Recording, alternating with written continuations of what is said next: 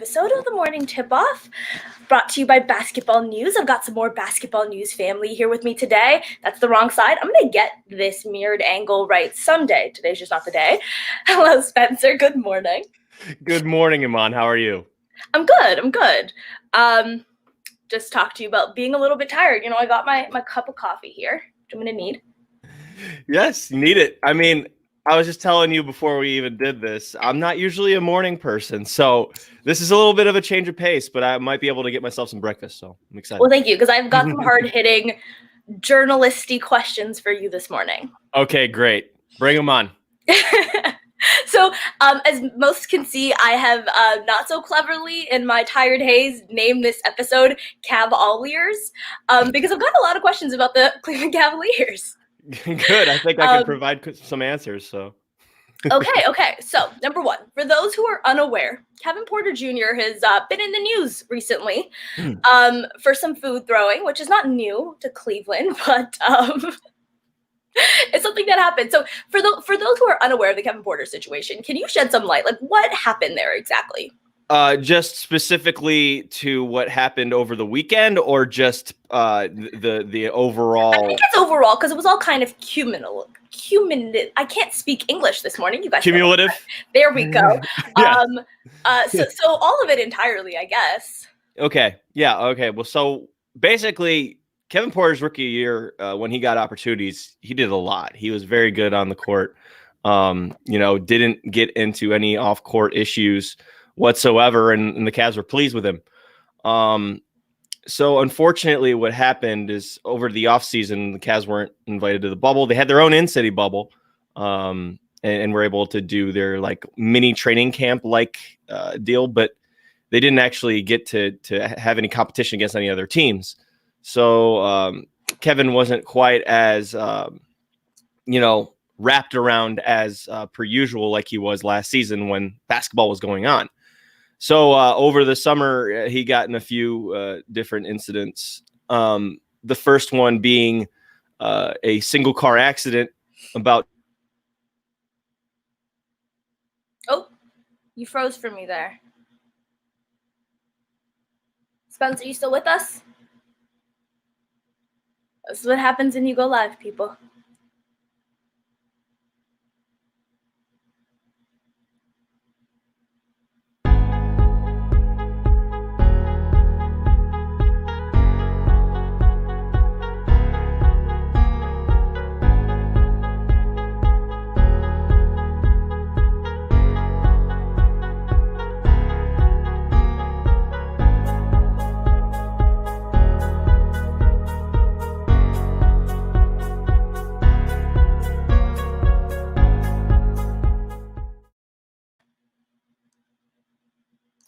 All right, so while we wait for Spencer to come back, as he was saying, well, you know what? I'm going to get him to tell the Kevin Porter Jr. story, because he can do it better than I can. Oh, he's back, you guys. This is... My apologies. Not a problem. That is a technical difficulty, folks. So anyways, I don't know where I left off, but long story short, what happened was Kevin got into a single car accident about 2 hours outside of town in Cleveland. And there was a loaded handgun found in the glove compartment. He was not charged. He didn't have any, type of jail time. But the team caught wind of it, and they definitely, weren't happy. And then this wasn't reported until about a month later, but 2 days after that incident, there was a altercation in a hotel. It was him and his sister, and then two other people, and he allegedly struck a woman. So that piled on with the car.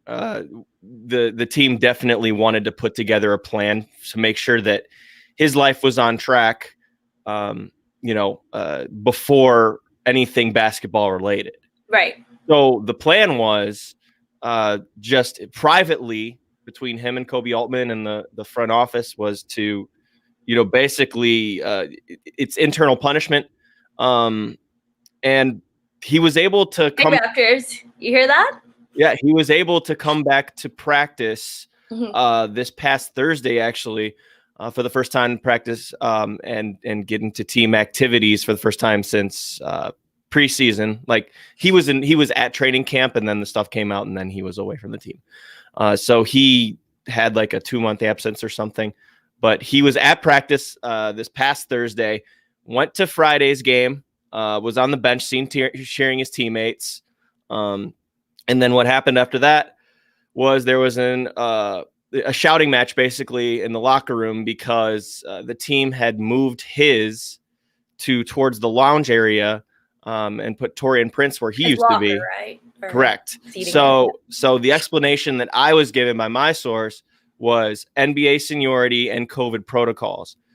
So the food incident got blown out of proportion because Cavs, for some reason, always love to be involved with these food things. We've seen and J.R. food Smith. fights are fun.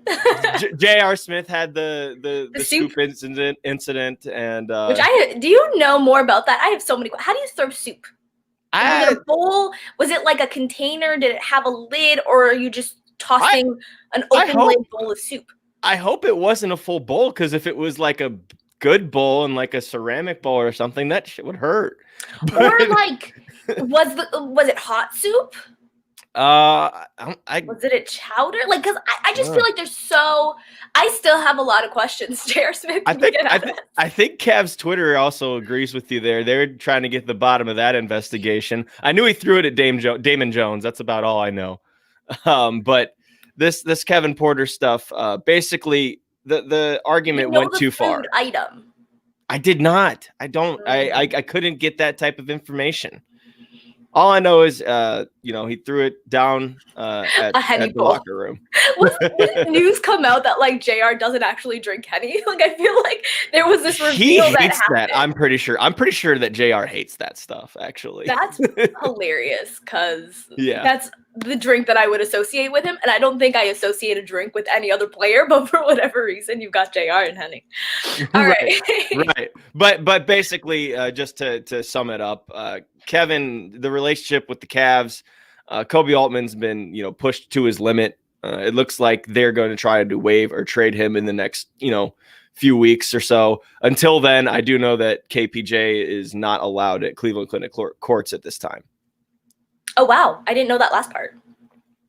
Yep. It's their training facility, and I was told that he is not allowed at the facility. Okay. Yep. So food fights. Common with the CavALLiers. We talked about that. Something you would not associate with this Cavs team is one of the league's best defenses, considering they were league's worst defense last season. Do you buy? Are we supposed to buy stock into this? Is this real? They've got a defensive rating of 103.3, second best in the league. They just got Jared Allen, who only makes it better. Is this real, and should we buy stock into this? If Andre Drummond and Larry Nance Jr. are sticking around, I think so. I mean, Larry Nance Jr. leads the league in total steals. He leads the league in steals per game. Pretty sure he's somewhere at the top in steal percentage. I just watching this team in the early going, my eyes are deceiving me or not, but they're deflecting everything that gets into that paint. They know how to. So was it just their style of defense? Because how do they go from being 113.6 last season, which was dead last, even worse than the Washington Wizards, to now being the second best and really challenging that number one spot from the Los Angeles Lakers? I love that question, and it can't just be one player or two. But I will say, bringing in a guy like Isaac Okoro, a rookie who is defensive-minded, a winner, a guy who makes winning plays. Andre Drummond being in this contract year, knowing that he's got money on the line going into the summer, I think that's a big deal. Larry Nance has always been the defensive anchor of this team. He's just kind of taken it from here to there. I think it helps too. I mean, they've been injured, but Colin Sexton and Darius Garland have gotten bigger, more muscular, and able to fight through screens a little bit better. And even you look at their depth, you've got a lot of bigger bodies in there. Damian Dotson's been doing an excellent job coming over from New York when he was kind of, put down in the rotation there with the Knicks. They've got a lot of different pieces. JaVale McGee, who until, Jared Allen came here was, playing big time minutes. I don't know what his role is going to look like now because 3-man rotation being that big is going to be difficult to keep on the court. Well, we heard Larry Nance is basically a 1 now and can do everything. So he's 1 through 5. He's 1 through 5. Big lineup that the Cavs can throw out there. He's 1 through 5. That's an easy plug, by the way, Imman. I had that Andre Drummond, JaVale McGee stuff before it got popular. I had that on the site. We wrote about that. We talked about that. And that was really fun to see. I mean, you throw out a lineup there with power forwards running the one, and it's amazing. That's what your team is made up of at this point. It is. They made every game ugly. JB Bickerstaff called it scrapping. It was the only thing they could do because literally almost half their roster was on the injury report. Yeah. It wasn't even anything to do with COVID. It was just a stroke of bad luck. Yeah. Yeah, they're 6 and 7. They're 6 and 7. That's probably been the most surprising point, and they're still out here winning these games and still boasting the league's second best defense. Yep. Which is amazing. So that brings me to my next question: can we, and by we I mean I am representing the Toronto Raptors here, get Jarrett Allen? Thank you. You just talked about it. JaVale was playing big minutes. Andre Drummond is fantastic and in a contract year. Larry Nance is anchoring your defense. So can we get Jarrett Allen? So you just want one of them? I'll say this. I don't think that's allowed by league rules with Jarrett Allen, but JaVale McGee or Andre Drummond, I could see as a possibility if the Raptors had a package. Me speaking, I don't adhere to a CBA. If you want to just shove them across the border, they're not playing in Canada. This is just for you. Okay. No, not just for me. I mean, I'm operating on behalf of the team. I don't adhere to a CBA. I don't work for the league offices, so we can probably make it work. Jarrett Allen, want to play for the Raptors? Can I ask, how did the Cavs, do you know anything about how they got into that deal? It seemed like the most surprising twist to me that the Cavs just popped up and were like, yeah, we need another big because we want an embarrassment of riches, while the Toronto Raptors waive Alex Len. Well, Kobe has a knack for accelerating deals. If you haven't noticed in the past years, Cavs have been involved in a lot of big deals. But they've just been that last team to either take on salary, a big contract, to acquire picks. A good example is, when the Bucks had Matthew Dellavedova on a rather, lucrative contract, and they gave up George Hill, for example. They got that pick back from the Milwaukee Bucks. Turned out to be the one that they used in this Jarrett Allen deal. So the assets that Kobe has accumulated over the years, he got a lot of grief for the Kyrie Irving trade. But when you look at the web that's kind of branched off of that deal, it's starting to look more and more fair by the minute. And they came out like bandits in this 4-team deal. There's no other way to describe it.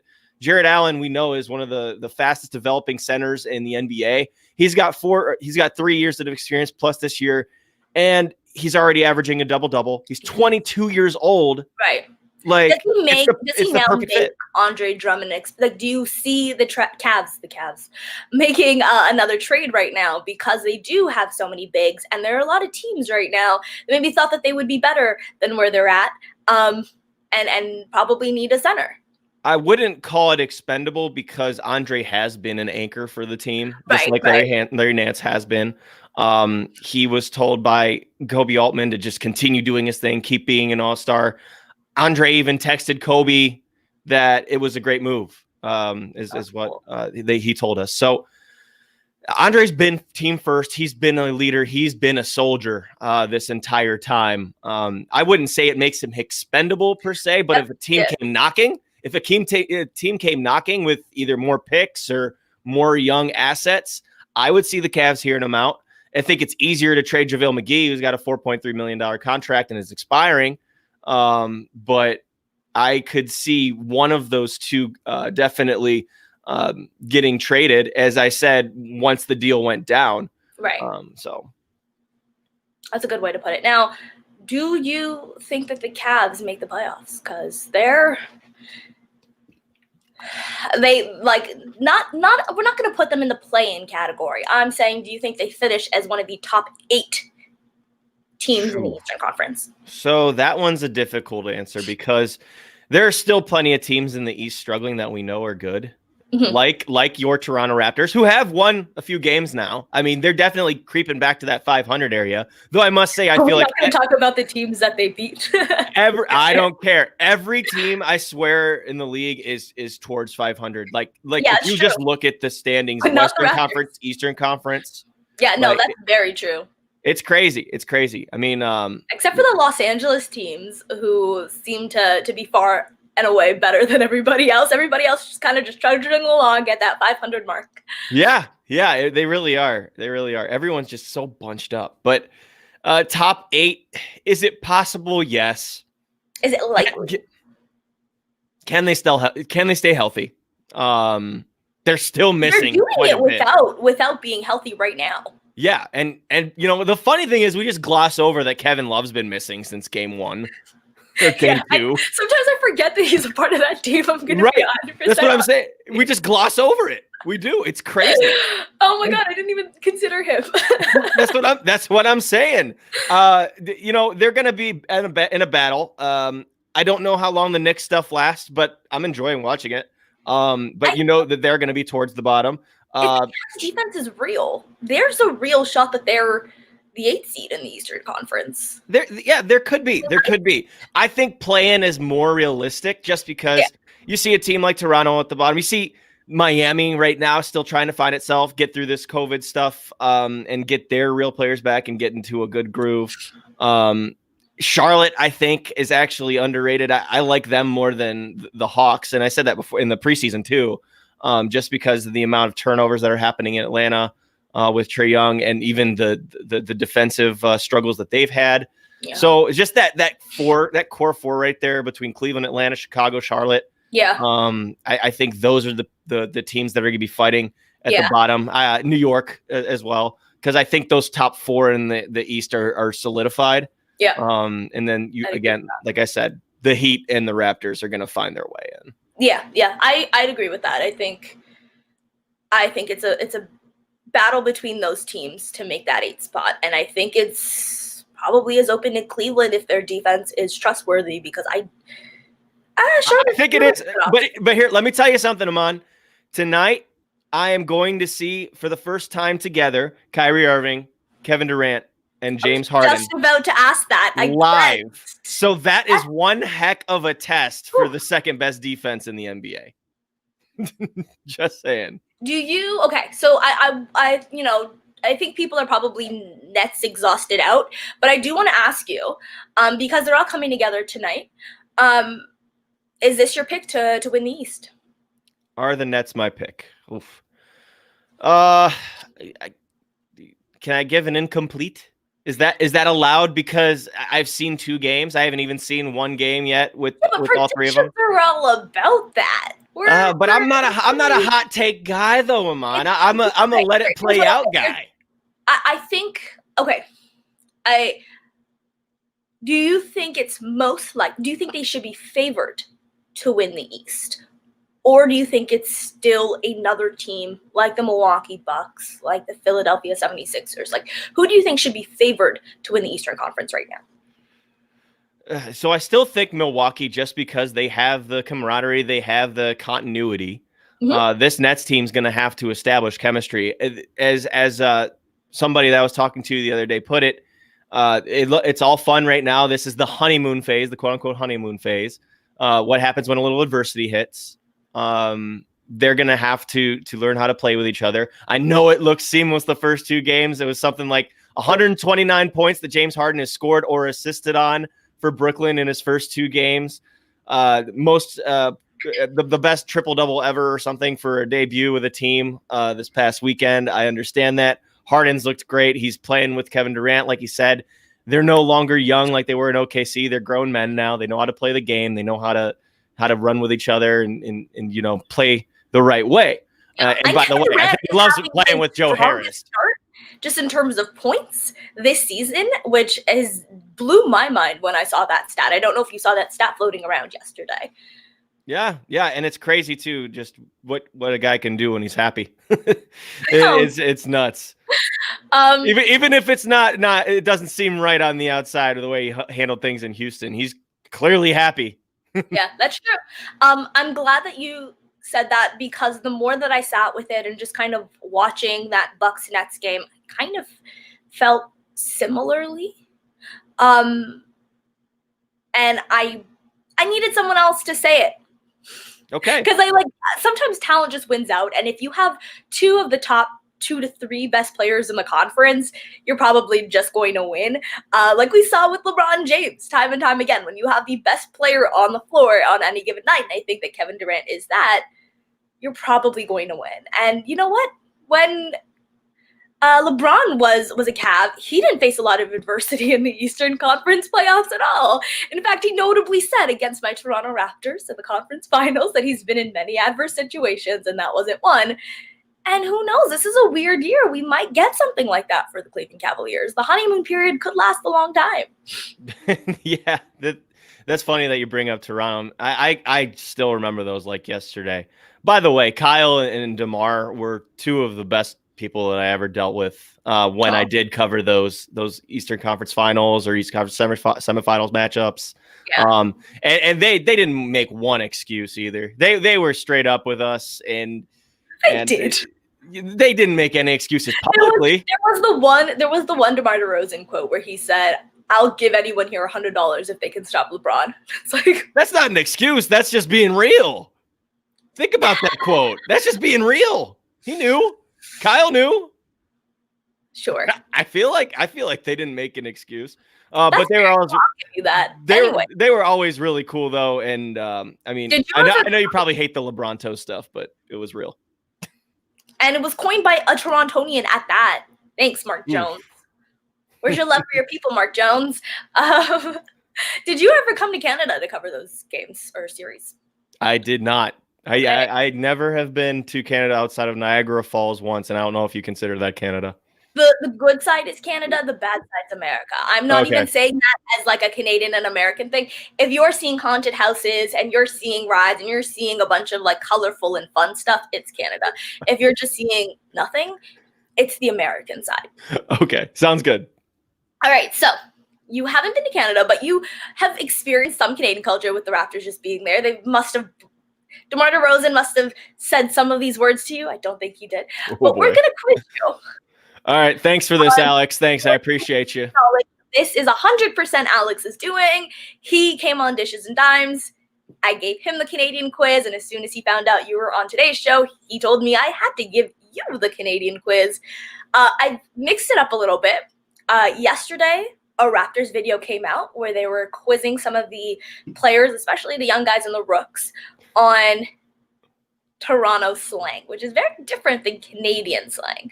So I've thrown in a few Toronto slang words in here, and then I've got some Canadian words in here as well. And we're going to see if you know what any of these mean.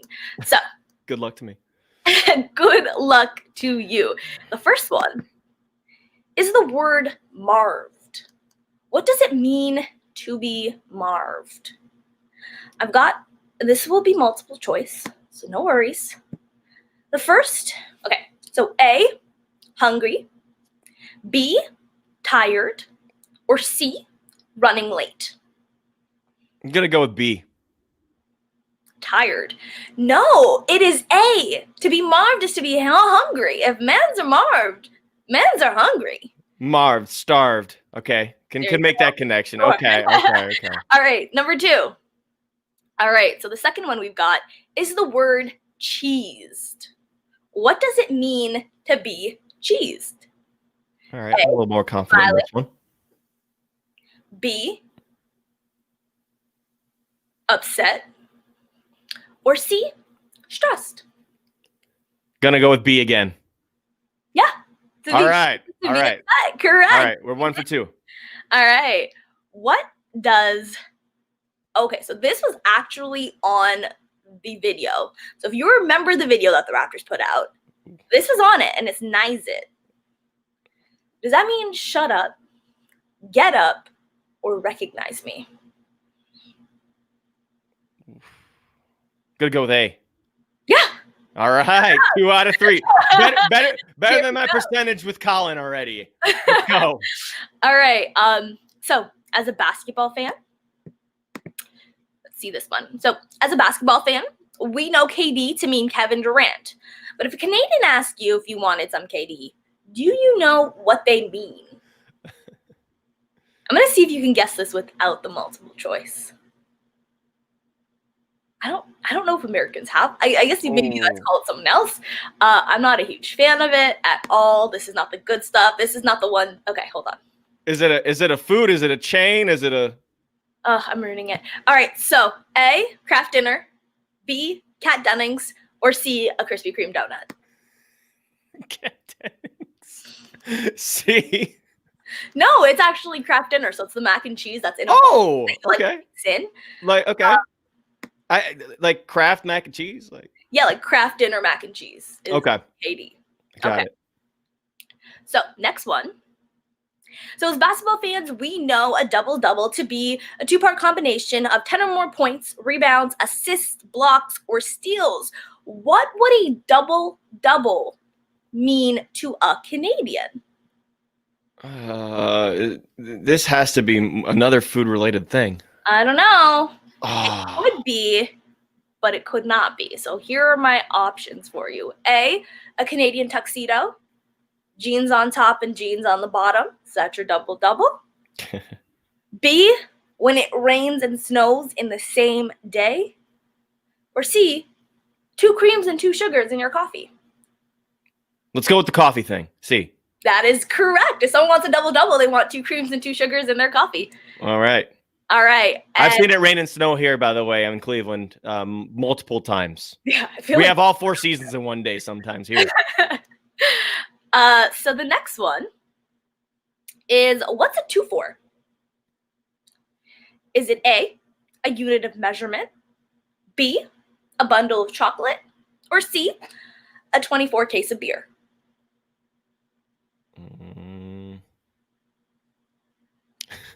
That's a range.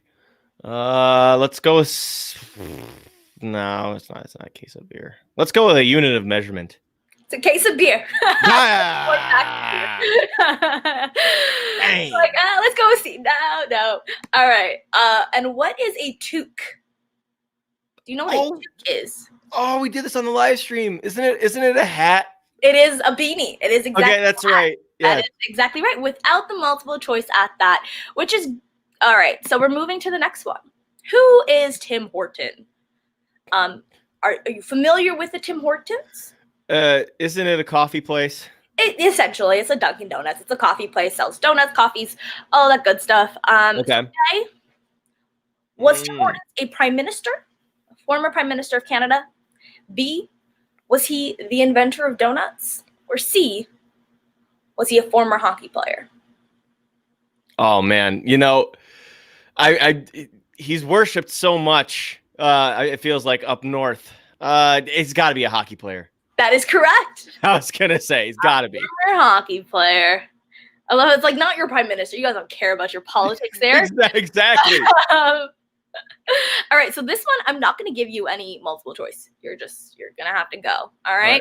So can you name the hometown of any of these former Canadians former CavALLiers who are Canadian? They're no longer. Cut them off.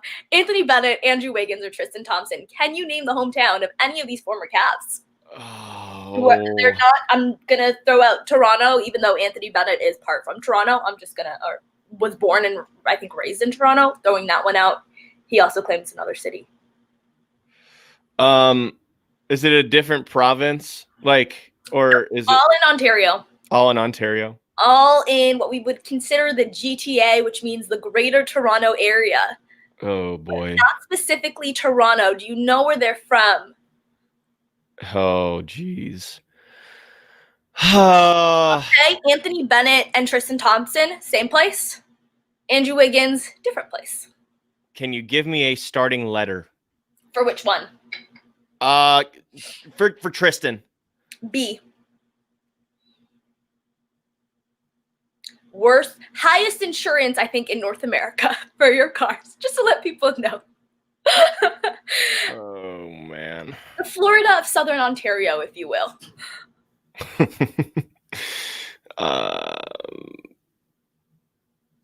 Second letters, it's BR. Brampton. There we go. I needed some sort of Yes, sort of Andrew help. Wiggins. I know he was barely a gap, but do you know where he's from? It's the home of Canada's Wonderland, which means nothing to you. It starts with a V. Second letter is A. Oh, I was gonna say. Then we got a U. A U. Vow. No, I'm not gonna have that one. He's from Vaughan. Vaughn. Right. Okay. And the last one, and we're gonna get you out here for the day, is the greatest. And I'm gonna say Chloe to the people who are watching. What does the acronym Chloe stand for? I was gonna guess Kyle Lowry, but that is 100% what it stands for. Kyle Lowry over everything. Let's go. I didn't do bad at all. Yesterday, say it. Today, I'm gonna. I didn't even get you to say it. I interrupted you because I was so excited to say it. What does Chloe stand for, or Kalo, as people want to call it now? All right. Yes. All right. I'm happy with my performance there. I think really good. Alex, you're going to be disappointed because he did much better than you on the Canadian quiz. Let's go. I think I got at least a C there. C minus. That might have been that was good. You got the Brampton. I'm going to give you the point for that because I just gave you BR. So that was a B plus at the very, very least. Thank you so much for joining me today. Thank you everybody who watched. And I'll be here tomorrow. I will let you sleep tomorrow so you don't have to do this again. Thank you. Make sure to look at our work at basketballnews.com, by the way. The app is out also, by the way. Yes. Download it. Subscribe. Go to our podcast network. We've had 4 different features last week between me and Alex. Exclusive interviews. We talked to Mikal Bridges, Nikola Vucevic, Larry Nance Jr., and Miles Turner. So be sure to check those out and all the other great work, like the film breakdowns by Nikias. And there's more and more when you click on them. So go check it out. Thanks, everybody. Thanks.